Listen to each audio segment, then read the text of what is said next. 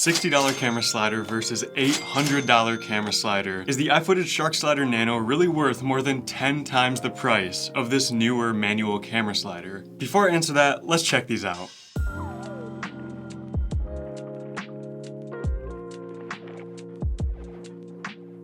Now real quick, this video is not sponsored by either of these brands. However, iFootage did send me this slider about a year ago, and the Neewer slider I bought a couple years ago from Amazon. But this video is not sponsored by anybody, and this is a fully unbiased comparison between these two. But first off, we have the Neewer $60 camera slider right here. And you can already see how simple this slider is. So the first things first, we have these carbon fiber rails right here, 2 of those, and then we have these end pieces on the ends. And each side has a 1/4-20 and a 3/8 thread. And then it has these 4 adjustable feet that you can screw up and down to essentially level this out if it's a little bit uneven.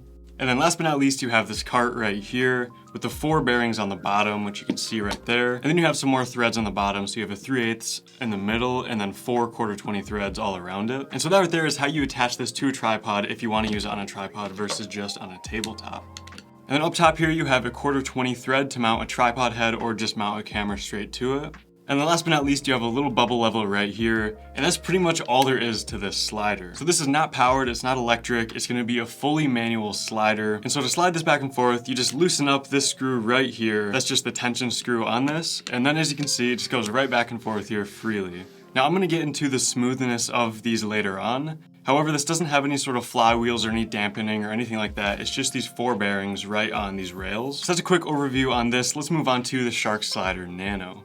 So here we go, this is the $800 slider, and right away you can see this is a lot more bulky than that Neewer slider. So if I bring these back to back here, you can see this has a lot more bulk, a lot more thickness to it. It's just a much bigger, bulkier slider. However, it's actually the same length, so these are both 16-inch sliders. However, in the iFootage, the only way you're gonna get the full 16 inches of travel is when it's on a tripod, because it has this different mechanism where the whole slider kind of moves with the top part right here. The iFootage slider weighs 4.7 pounds versus only 1.5 pounds with the Neewer slider. So this is multiple times heavier than the Neewer slider is, if that's something you're thinking about. But on the iFootage slider, of course, on the left side, you have this big block right here. So this has a touch screen as well as these 2 buttons, and this is really all you use to control this slider. So if it's not clear already, this is an electric slider, so you're not gonna be doing manual movements with this. You set the movements that you want this slider to make, and it's gonna do those movements for you automatically. And so this end of the slider is pretty much just the control box for this entire slider. You have a USB-C port on this side, and then there's a battery slot right here. So of course, since this is an electric slider, it's gonna take batteries to power it, which will add even more weight and bulk to it, if again, that is something you're considering. Now this is an NPF 970, this is a big version. These are typically what I use just to get the most battery life out of it. As you can see, it adds quite a bit more length to the slider and a decent amount more weight to it. However, you can get a bunch of different variants of these Sony NPF batteries. You can get ones that are very, very small and light that really won't add much to it. So on the sides of the Shark Slider Nano, you have these 2 rails that are really big and bulky. They look a little different than the Neewer slider because of course you have to have all these cables, all these wires and stuff like that since this is an electric slider. On this side of the slider over here, you have just the end piece and then you have a 3/8 thread right here, so you can mount this vertically as well. If we flip it over on the bottom here, we have a 3/8 as well as 2 1/4-20 threads to mount this to a tripod. And then you actually have 2 adjustable feet on this one. So not all 4 adjustable feet, just on one side. I honestly do wish this had 4 adjustable feet. And then on the cart itself, you have this rotating axis here. So this actually slides and it pans. So this is a 2-axis slider. While the Neewer slider, it just slides. This does not rotate at all. You can get a rotating ball head for it, but you're gonna still have to do that manually as well as slide it. While the Shark Slider Nano can pan and slide at the same time, so you can get some really interesting combinations of movement. And it's one of my favorite features about this slider. So this also has this really neat mechanism. So it's a 3/8 thread right here for your tripod head, but it actually pushes down there, and you can thread a 1/4-20 tripod head in there as well, without having to remove and keep any adapters with you. Then of course you have a bubble level right here on top as well. And then for a couple more mounting points on the cart itself, you have a 1/4-20 thread right there, as well as some locating pins. You have a plug right here so you can actually plug your camera into this and start and stop recording and everything from the slider or the app. And that's pretty much it for the Shark Slider Nano. So when it comes to setup, this Neewer slider is very simple. You essentially just need a ball head to get it going. You can thread it right on top here, tighten that down, mount your camera, loosen up this tightening bolt right here, and you can slide back and forth.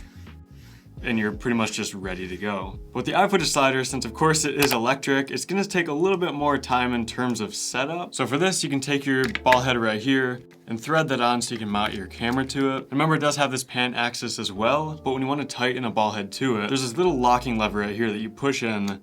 It'll lock it in place, you can tighten stuff down, you let go, and then it can pan back and forth. So once you get that on, you of course have to install a battery as well.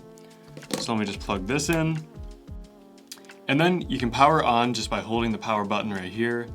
And then every time it powers on, it does have to run through a calibration. Sometimes it's pretty short, sometimes it's a little bit longer, but you have to do this every time it turns on, so there is gonna be a little bit of a delay. Definitely expect to get this set up and ready a couple minutes before you need to actually use it. So you press confirm, and then we're into the menu right here. Now, one more quick thing to mention, both of these sliders have fixed threads on the bottom of them. So when you want to thread it onto a tripod, you're essentially gonna have to, set this down on the tripod, line it up, and like spin these sliders on, which with this one isn't bad, but with the Shark Slider, since it is a pretty heavy slider, you're gonna have to balance this on the thread and then spin this around, also again without trying to catch on these cables. And it is pretty finicky having to spin these onto tripod heads. I know some other brands of sliders actually have mechanisms where you don't have to spin the slider itself. You can just kind of put this on your tripod head and, lock it in that way. So not a super big deal, just kind of a gripe I have with both of these. I wish it was a little bit easier to get these onto a tripod itself. So now for weight capacity with these sliders, the Neewer slider right here has a weight capacity of 2.2 pounds.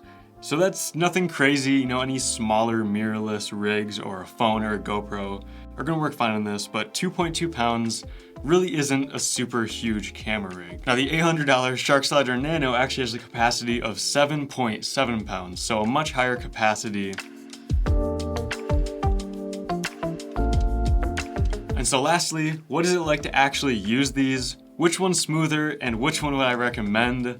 Let's get into that. So to test and compare these sliders, I actually used them to record some B-roll for a video on my other channel. It was a super fun video to make, and I'll link that down in the description if you want to see some more examples of these sliders. But the shots I got with these sliders were some pretty close macro shots, so really stability and smoothness was very important with these. And I noticed right away that with this $60 Neewer slider, it is so hard to get a smooth slide with this. So right away, I'm realizing how difficult it is to get a smooth slide and a smooth pan. Doing it manually with this slider versus just setting the in and out point with the other slider and just letting it do its work. Especially trying to slide and pan at the same time manually and doing them both at the same speed. Since there isn't any form of flywheel or dampening or anything like that, it's just these four, free spinning bearings on here. It moves so easily, and it's really hard to keep a constant speed without kind of, jerking forward, going faster, slower, because again, there's no sort of dampening at all in this. It's pretty much 100% reliant on how you move your hand. And so I found it, at least for me, I don't have the steadiest hands, but it was almost impossible to get a usable, consistent speed slide with this Neewer slider. The difference in smoothness between these slides and consistency is just unbelievable. The Shark Slider Nano makes some really, really smooth, repeatable, and accurate slides and movements. So none of these are perfect when it comes to smoothness. However, the Shark Slider Nano is leagues better than the Neewer camera slider. And it's also so easy to use, it has so many features. You can control it with an app on your phone. And if, let's say I want to set up a quick slider right now, I can just press both these buttons. I can move the slider right over here, set the A point, move the slider over here, set the B point, set the time, so we'll have it at 20 seconds. Press confirm, stand by. It'll go to the starting position. Press start, and there you go, it's making that perfectly smooth slide. You can have it on repeat right here, so it'll go back and forth. It'll be the exact same every single time.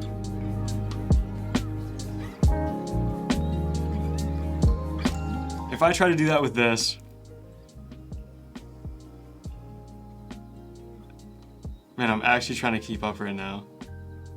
So at the end of the day, did this comparison even need to be done? No, I mean, the $800 slider is so much better. It's a totally different league of this slider. And it's really hard to even compare these when one is an electric, one's a manual slider. They're just meant for completely different leagues of filmmaking. But is the Shark Slider Nano worth more than 10 times the price of this Neewer manual slider? I think if you make money with your video work, if you're any sort of professional or freelance videographer, and you make money with it, and you want a good slider to save you time, or you want to upgrade from a manual slider, the Shark Slider Nano is an awesome slider. It's super easy to use. For an electric slider, it's ultra small and portable, but for anybody else that just wants to get into sliders, they just want to try it out and see if it's something they want to invest more money into, you could go with this. I don't know if I'd personally recommend it. It's so difficult to get a smooth slide with it. I would probably recommend stepping up a little bit from this. But if this is your budget, you really just can't afford a different slider. You might as well go for it, practice it. It's a good slider, just get used to it. Try to get as smooth footage as you can. You know, with a lot of practice, I'm sure I could get even a lot smoother slides with this. But at the end of the day, it really comes down to your budget and what you actually need versus just what looks cool online. But that's it for me. Thank you so much for watching. I hope you enjoyed this video. Please consider going down, dropping a like, and subscribing, and I'll see you in the next video.